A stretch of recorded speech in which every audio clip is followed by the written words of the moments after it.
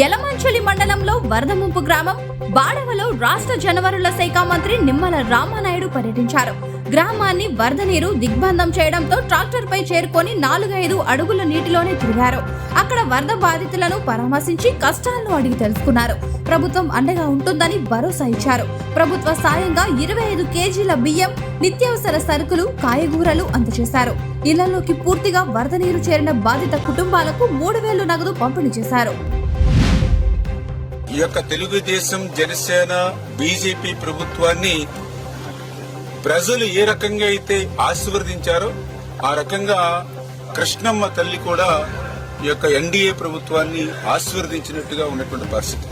అందుకే గత సంవత్సరం నుంచి అంత ముందు సంవత్సరం కూడా నిండనటువంటి శ్రీశైలం డ్యాము మరి ఈ రోజు దాని కెపాసిటీ 215 టీఎంసీలు అయితే ఈ రోజు ఆల్రెడీ 203 టీఎంసీల వరకు కూడా నీటి నిండినటువంటి పరిస్థితుల్లో ఏదైతే దానికి 5 స్పిల్వే గేట్లు కూడా ఈ రోజు ఓపెన్ చేసి కిందకి 1,35,000 క్యూసెక్కుల నీరు నాగార్జున సాగర్ ప్రాజెక్టుకి నిన్ననే విడుదల చేయడం జరిగింది. కృష్ణా డెల్టా ఏదైతే ఉందో వారికి కూడా త్రాగునీరు, సాగునీరు కూడా అందించేటువంటి విధంగా ఏదైతే శ్రీశైలంకి రోజుకి దగ్గర 4 లక్షల క్యూసెక్కులు పైబడి నీరు ఏదైతే వస్తుందో దాన్ని ఆ రోజే మేము క్యాలిక్యులేట్ చేసి రాయలసీమ పూర్తి అవసరాలు తీర్చేటువంటి విధంగా పోతిరెడ్డిపాడు ద్వారా నీటిని మేము విడుదల చేస్తూ ఉన్నాం. అదేవిధంగా ఏదైతే వెలుగోడు, అదేవిధంగా హంద్రీనివా వాటిని కూడా నీటిని విడుదల చేయమని ఆ రోజే వారం రోజుల క్రితమే ఆదేశించడం జరిగింది. అంచేత ప్రస్తుతం ఏదైతే పోతిరెడ్డిపాడు ద్వారా వెలుగోడు ద్వారా కూడా ఇవాళ రాయలసీమకి సాగునీరు, త్రాగునీరు కూడా వారం రోజుల నుంచి కూడా అందుతూ ఉంది.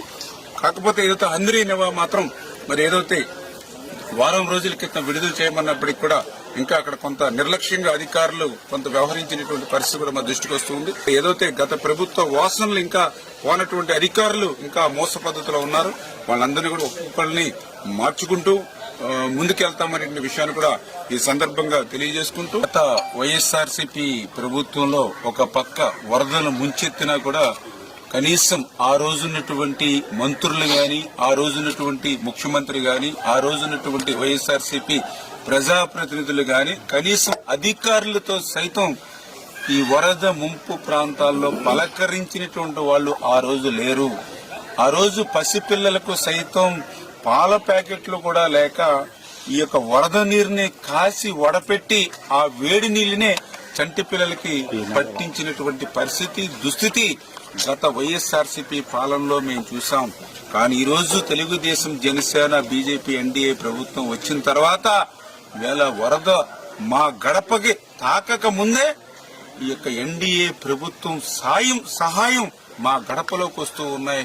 ఆ 25 కేజీల బియ్యం, కందిపప్పు, ఆయిల్ ప్యాకెట్, ఉల్లిపాయలు, ఆలుగడ్డ ఇవన్నీ కూడా మా ఇంటికి చేరుతూ ఉన్నాయి మేము అడగక ముందే అని ఎంతో సంతోషాన్ని, సంతృప్తిని ఈవేళ వరద బాధితులు వ్యక్తం చేస్తున్నటువంటి పరిస్థితి.